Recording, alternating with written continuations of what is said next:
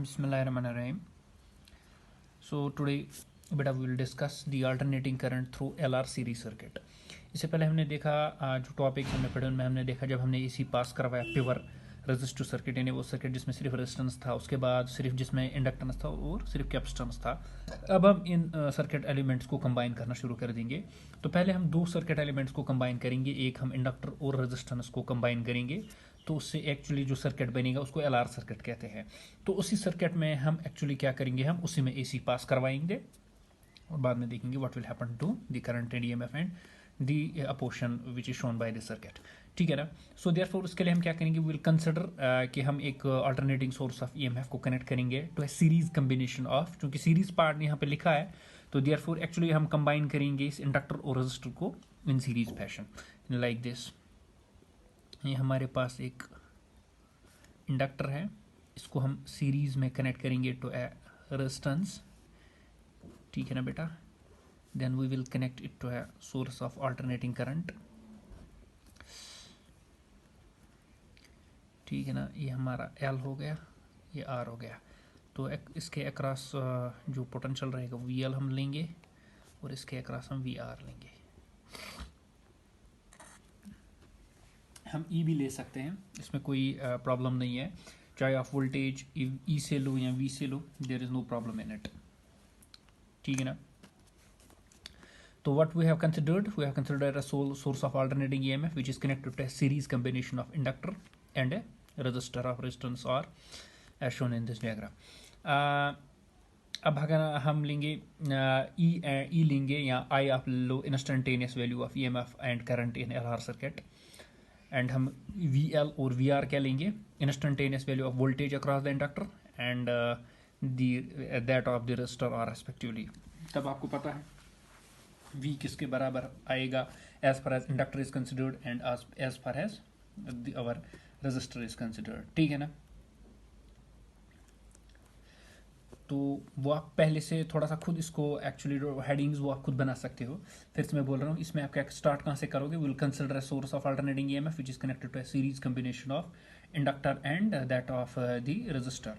ठीक है ना। इसमें हम एक्चुअली E एंड I लेंगे। Let E and I be the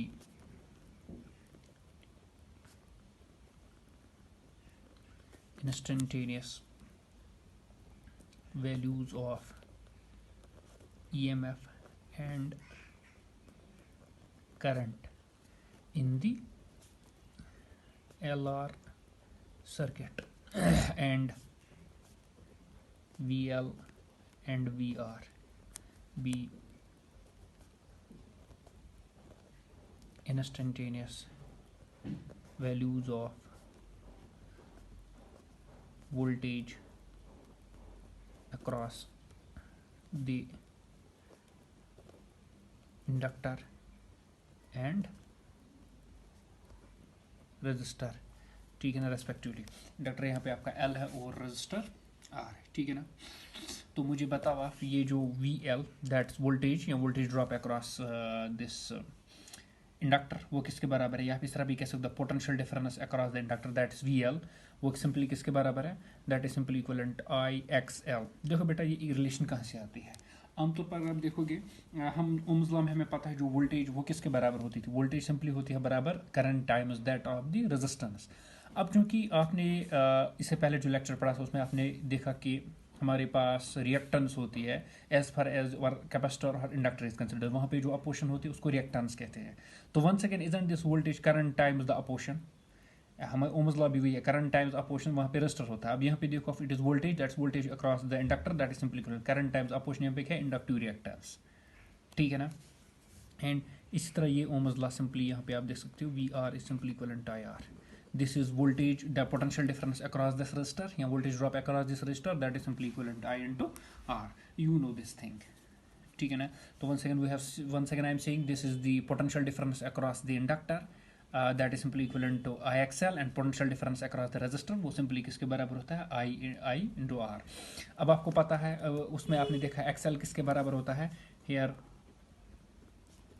XL किसके बराबर था, अगर आपको याद होगा that was equivalent L into omega, that's inductance times the angular frequency, that's L into omega.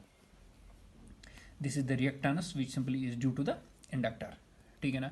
Now in order to find अब relation find करने के लिए between this source of EMF या हमारे पास जो वोल्टेज ये जो है VL and VR, that's values of voltage drops या voltage across inductor and that of the resistance, हम फेजर डायग्राम की मदद यहाँ से लेंगे. यानी will draw a phasor diagram किस के दरमियान फॉर करंट एंड वोल्टेज, इसको एक्सप्लेन करने के लिए. तो देखो फेजर डायग्राम बेटा यहाँ पे मैं आपको एक्सप्लेन करूँगा, क्योंकि आपने फेजर डायग्राम पढ़ी है सेपरेटली जब हमने इन एलिमेंट्स को लिया था. जब हमने ओनली रेजिस्टर लिया था तो आपने देखा फेजर डायग्राम एक ही लाइन थी, बिकॉज वहाँ पे कोई फेज डिफरेंस नहीं था. उसके बाद हमने जब इंडक्टर या कैपेसिटर के लिए पढ़ा तो आपने देखा वहाँ फेजर डायग्राम में 90 डिग्री का फेज डिफरेंस आता था. तो इंडक्टर में it was EMF which is leading and in capacitor it was the current which was leading. ठीक है ना. So therefore we'll take consider this phasor diagram. Now once again, in order to find the relation between E, VL and R, we will draw a phasor diagram between current and that of the voltage. अब आपको पता है वो जब हमने पढ़ा था कि जब करंट प्योर रेजिस्टिव सर्किट में पास होता है, and you know that when the AC flows through a resistor, तब वोल्टेज और करंट सेम फेज में थे, वो आपने देखा ईच अदर. ठीक है ना. तो उनका जो फेजर्स था, जो उनके फेजर्स थे वो तो एक ही एक्सिस से पास होते थे. फॉर एग्जांपल अगर मैं यहाँ पे उनको रिप्रेजेंट करूँ, फॉर एग्जांपल बेटा this is O, this X axis and Y axis. Now first will consider for the AC flowing through resistor. जैसे हम पहले देखेंगे, जब ओनली हम इसको ओमिट करेंगे, पहले हम देखेंगे कि जब करंट रेजिस्टर से पास होगा तो उस वक्त जब करंट रेजिस्टर से पास होगा, वोल्टेज और करंट के दरमियान कोई फेज डिफरेंस नहीं है, वो इन सेम फेज. तो एक्चुअली उनके जो फेजर्स होंगे ना वो एक ही डायरेक्शन में होंगे.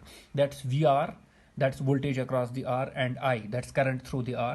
They will be represented along the same line. Let me represent them along this OX. ठीक है ना. रेड से मैं यहाँ पे बनाऊंगा, ये से ऊपर से मैं बना रहा हूँ इसको, ये रिप्रेजेंट हो रहा है बेटा लाइक दिस. ठीक है ना. तो यहीं से करंट भी जाएगा I, और यहीं से VR. ठीक है ना. यहीं से करंट भी है, यहीं से VR भी है, because this is current phasor vector and this is voltage phasor vector. They are as far as resistive circuit is considered, they are along the same line. क्योंकि जिस वक्त आपने प्योर रेजिस्टिव सर्किट पढ़ा उस वक्त आपने देखा कि हमारा जो फेजर है फॉर प्योर रेजिस्टिव सर्किट वो एक ही जो फेजर्स होते हैं करंट और पोटेंशियल के, वो एक ही डायरेक्शन में होते हैं. तो once again here what I am saying, जब AC फ्लो करेगा through resistor then voltage and current are in same phase with each other. So likewise the phasor VR, that's voltage across R, and I, that is current through R, they are represented along OX. ठीक है ना. ये हो गया एक part. Now साथ साथ वहाँ पे इंडक्टर भी कनेक्ट हुआ है. Further when AC flows through inductor, लेकिन जब करंट किस में पास होगा, जब दिस करंट पास होगा through this inductor as well, that's when AC will flow through the inductor. तो इंडक्टर में आपको पता है it is the voltage which is leading, so voltage will lead the current by phase angle of 90. Voltage उसमें inductor as per inductive circuit is considered, it is the voltage which leading the current by an angle of 90. अब क्योंकि since current through inductor L is also I, inductor में भी जो current है वो क्या है, जो करंट रजिस्टर में पास होगा वही करंट इंडक्टर में भी पास होगा. तो देयरफॉर करंट रजिस्टर में भी I है, विच मीन्स इंडक्टर में भी करंट I है. ठीक है ना. Since the current through the inductor L is also I and has been represented along OX. वो हमने ऑलरेडी कहाँ से रिप्रेजेंट किया है, OX से हमने उसको ऑलरेडी रिप्रेजेंट किया, क्योंकि करंट दोनों में सेम पास हो रहा है, तो उसको ऑलरेडी हमने यहाँ I रिप्रेजेंट यहाँ इस OX से रिप्रेजेंट किया है. तो देयरफॉर जो फेजर VL होगा, that is the potential which is pass, potential difference across this L, इसको कैसे हम रिप्रेजेंट करेंगे, क्योंकि इसके दरमियान करंट और EMF के दरमियान फेज डिफरेंस कितनी है, 90. वैसे अब आपने करंट यहाँ से देखा, और दूसरी बात आपका इंडक्टर है, इंडक्टिव सर्किट में आपका वोल्टेज पोटेंशियल डिफरेंस वो लीड कर रहा है बाय एन एंगल ऑफ 90. तो मुझे बताओ जो VL है वो कहाँ से हम बनाएंगे. ठीक है ना. Since current through inductor L is also I and has been represented along OX, so therefore phasor VL, that is voltage across L, which is leading I by a phase angle of 90 and will be represented along OY. बेटा ये यहाँ से represent किया जाएगा, VL will be represented, this is the phasor of VL. तो phasor उसको हम यहाँ से रिप्रेजेंट करेंगे. है ना समझ में. देखो this part represent is resistive circuit and this represent is the inductive circuit. क्योंकि इसमें नो फेज डिफरेंस, यहाँ पे आप देख सकते हो for inductive circuit there is a phase difference of 90. ठीक है ना.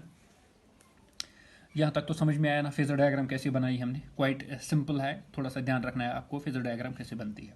ठीक है ना. अगर हम OA, चलो नाम मैं दूंगा इसको O, यहाँ से मैं A लूँगा, यहाँ से मैं B लूँगा. ठीक है ना. ना अगर मैं OA and OB, they represent as magnitude of phasors VR and VL respectively. अब VR और VL magnitude, this magnitude equally will be represented by OA and OB, ठीक है ना, respectively. Then इनका resultant आप बता सकते हो कहाँ से होगा, obviously. Then resultant will be between like this. पढ़ा है वेक्टर एनालिसिस आपने.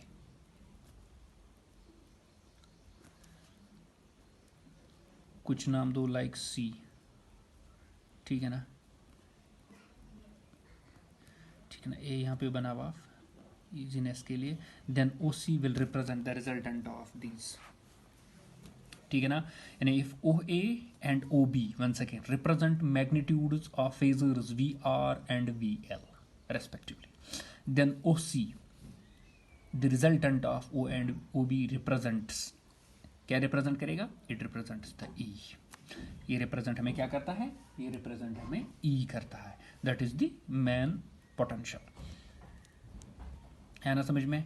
तब हम ट्रायंगल्स लेंगे और फिर बाद में हम ये कैलकुलेट इजीली कर पाएंगे. यहाँ तक तो आपको समझ में आएगा. फिर से मैं बोल रहा हूँ बेटा, ये फेजर डायग्राम आपने अंडरस्टैंड करनी है. फेजर डायग्राम क्वाइट सिंपल है. फिर से मैं बोल रहा हूँ, ये एक्चुअली ये ओ एक्स के अलॉन्ग ये जो रिप्रेजेंट करता है, ये when AC pass through powers resistive circuit, तब आई और that's current and potential are in the same direction in same phase, no phase difference. So I भी यहीं से, वी आर भी यहीं से. लेकिन जब हम इंडक्टिव सर्किट की बात करेंगे, इंडक्टिव सर्किट में दी voltage Leeds the current by an angle of 90. अब करंट तो यहीं से पास हो रहा था, तो देयरफॉर वोल्टेज यहाँ से होगी, ठीक है ना. नाउ इन दोनों का रिजल्टेंट किससे रिप्रेजेंट होगा, now OC, but this resultant represents us this EMF, main source of this EMF जो हमारे पास इसी सोर्स का है, वो ये रिप्रेजेंट करता है, ठीक है ना. तो क्वाइट सिंपल है यहाँ तक. नाउ ये आप खुद लिख सकते हो थोड़ा सा इसमें. तो बेटा now will calculate some things from here. From right angler triangle, कौन सी मैं लूँगा, ओ ए सी. चलो ओ ए सी, ठीक है ना, ओ ए सी में लूँगा. मुझे बताओ आप इसमें आप Pythagoras theorems, hypotenuse square is equal to base square plus perpendicular square. तो मैं स्ट्रेट अवे लिखूँगा O C is equal to, square बाद में रूट बन जाएगा यहाँ से, that's O A square plus A C square, है ना. Hypotenuse square is equal to base square, that's O square plus perpendicular square. तो इसका स्क्वायर यहाँ चला जाएगा, ये रूट बन जाएगा, ठीक है ना. अब आप देखो, अगर आप ध्यान से देखो, व्हाट इज ये ए सी क्या है, ये सिंपली ओ बी के बराबर है, ठीक है ना. So I can write it like this, it's O square plus OB square. Why? Because this OB is actually equivalent to AC. That's OB is equivalent to AC. ठीक है ना, तभी मैंने इसको रिप्लेस किया. अब बताओ, और हम सिंपली कह सकते हैं व्हाट इज OC. OC मैंने आपको भी बोला, OC क्या है actually, OC represents us the EMF, main source of EMF, that's AC source का EMF, that's E is equal to, ठीक है ना, रूट ऑफ. अब what is OA, isn't it VR, it's VR square, ठीक है ना, plus OB, isn't it VL, ठीक है ना, that's E is equal to root of VR square plus VL square. Now substitute value of VR and VL in this equation, you will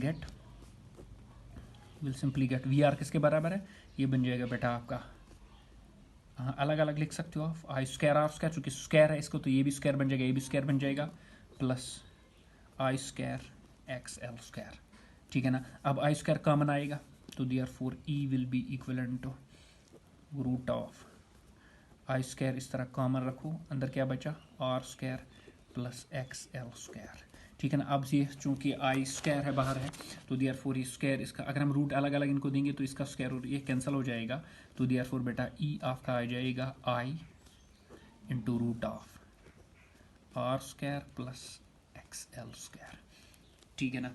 तो आपका E आया, यानी ये हमें एक्चुअली मिला, that is the source of EMF जो हमने connect किया था, ये actually in terms of the current हमें मिला वहाँ पे, ठीक है ना. अब मज़ीद आप इसको बेटा खोल सकते हो, ठीक है ना. एक्स एल किसके बराबर है, अभी मैंने भी लिखा भी था ऊपर, that's X L was equal to L omega, इसको खोल भी सकते हो. तो देयरफॉर बेटा that's E is simply equivalent I to root of R square ऐसे ही प्लस एक्स एल स्क्वायर, ये बन जाएगा एल स्क्वायर ओमेगा स्क्वायर, ठीक है ना. तो यहाँ से अब आप करंट निकाल सकते हो. ये आपको E निकला ना E बेटा.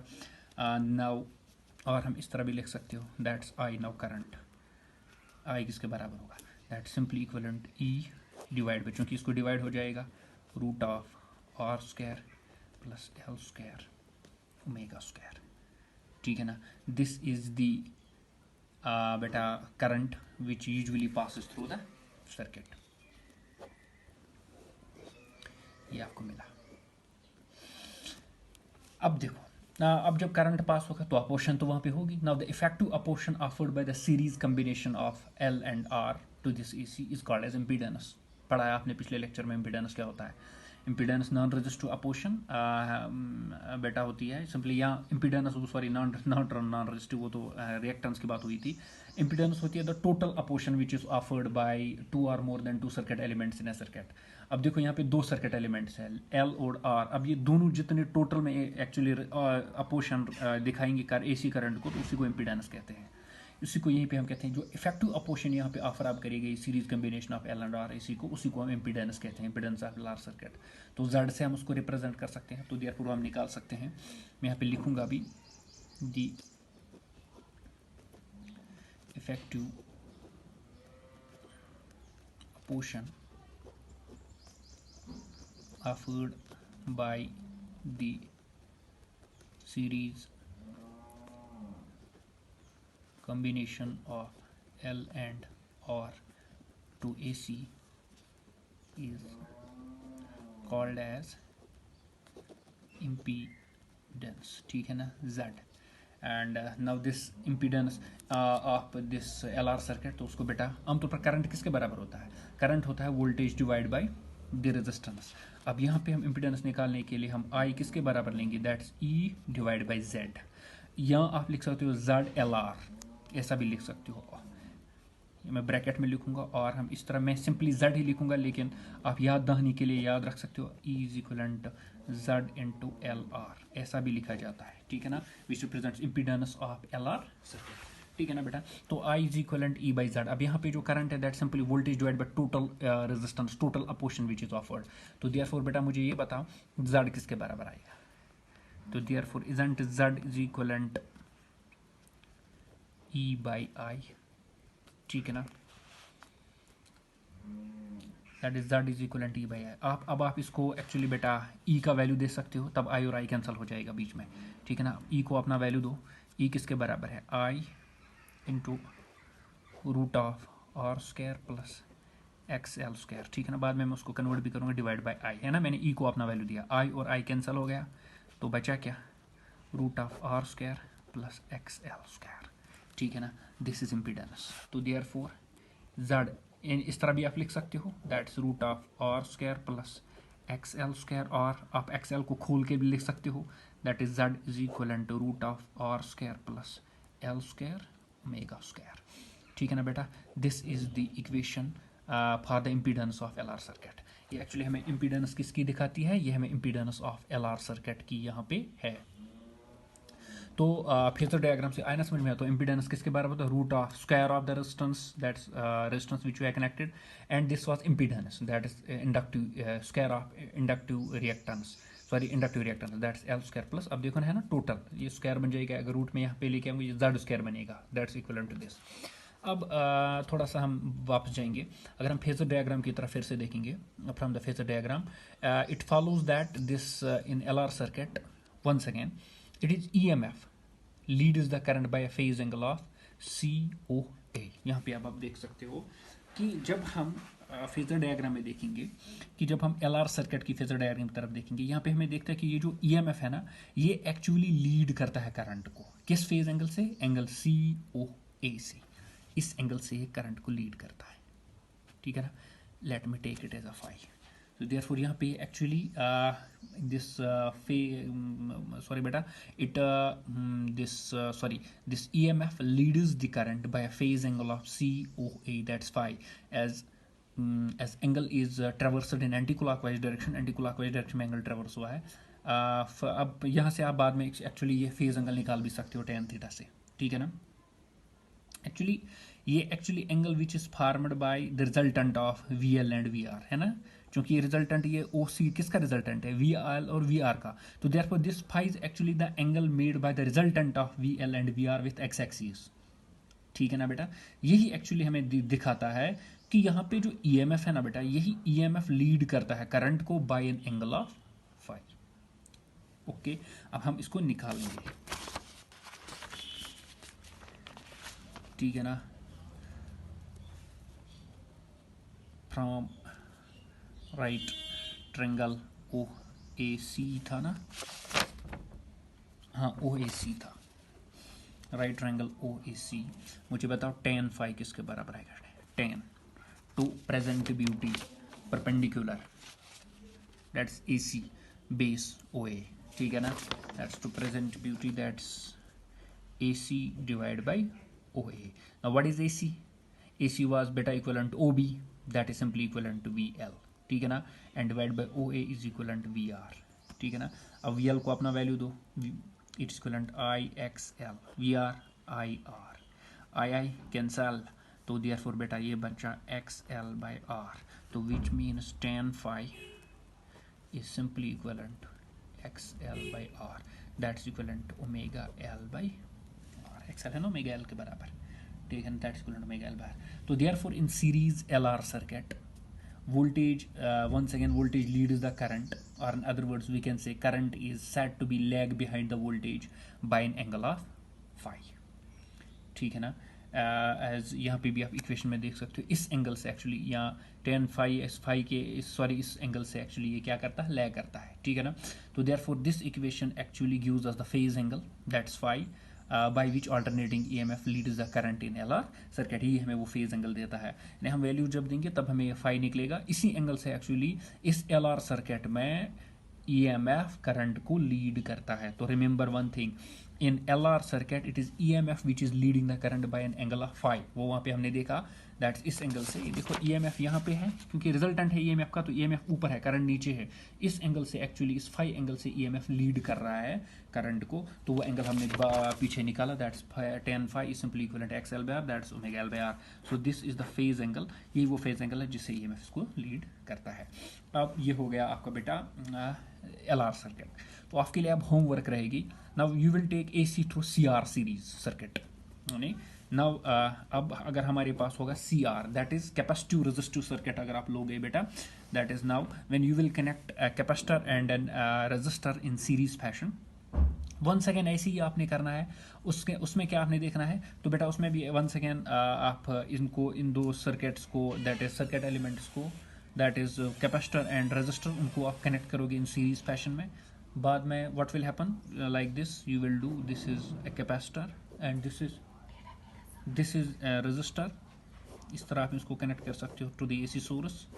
ठीक है ना, this is capacitor, this is resistor, ये आपका एसी सोर्स है, ई रहेगा, इसके अक्रॉस पोटेंशियल डिफरेंस वी होगा, इस वी सी होगा, इसके अक्रॉस वी आर होगा। ठीक है ना, तो उसी तरह आप कनेक्ट करोगे इससे, और V C V R represent करेंगे पोटेंशियल डिफरेंस, तब आपका वी सी किसके बराबर आएगा, आई एक्स सी पढ़ा है आपने। इसी तरह वी आर किसके बराबर है, once again it is equivalent I into R, because this voltage simple current times the opposition capacitive circuit में कैपेसिटिव रिएक्टेंस होता है। तो उसी तरह एक्सी, बट एक्सी किसके बराबर है वो आपको ऑलरेडी पता है, इट इज़ 1/c ओमेगा, पढ़ाया आपने, अभी मैंने पढ़ाया था एक्चुअली पिछले लेक्चर में। तो फिर बाद में वंस अगेन आप फेजर डायग्राम की मदद लेंगे, लेकिन यहाँ पे अब अगर आपको याद होगा, as far as your capacitive circuit was considered it was the current which was leading. तो इसमें जो फेजर डायग्राम बनेगी वो उल्टी बनेगी, जैसे हमने ऊपर बनाई है, इसमें फेजर डायग्राम कुछ ऐसे बनेगी लाइक दिस। ठीक है ना, यहाँ से एक्चुअली आपका ई जाएगा। ठीक है ना बेटा, तो एंड पे जब आप इसी तरह जिस तरह हमने ऊपर वाला क्वेश्चन किया इसी तरह आप सॉल्व करोगे, तो बेटा आपको वंस अगेन वहाँ पे जो z मिलेगा दैट इज इम्पीडेंस वो मिलेगी under root of R square plus 1/xc square, simply R square plus X C square, या that is simply equivalent root of R square plus 1/ओमेगा स्क्वायर सी स्क्वायर, ये आपको मिलेगा। इसी तरह बाद में आप उस tan फाई भी निकल, सो दैट्स फेज एंगल। तो यहाँ पे as far as C R circuit में आप देखोगे कि alternating E M F will lag behind the current in C R C circuit by an angle of phi. इसमें करंट लीड करेगा by an angle of phi, यहाँ आप कह सकते हो ई एम एफ लैग करेगा बाय करंट ऑफ फाई, वो आप खुद देख लेना इस सी आर सीरीज में, सी आर सीरीज सर्किट में क्वाइट सिंपल है। सो इंशाल्लाह नेक्स्ट लेक्चर में will go through and most important topic that is L C R circuit, जब हम तीनों एलिमेंटों को इकट्ठे ज्वाइन करेंगे। बहुत बड़ा अच्छा लेक्चर है, बड़ा भी है, so but we will do that इंशाल्लाह इन दी सिंगल लेक्चर।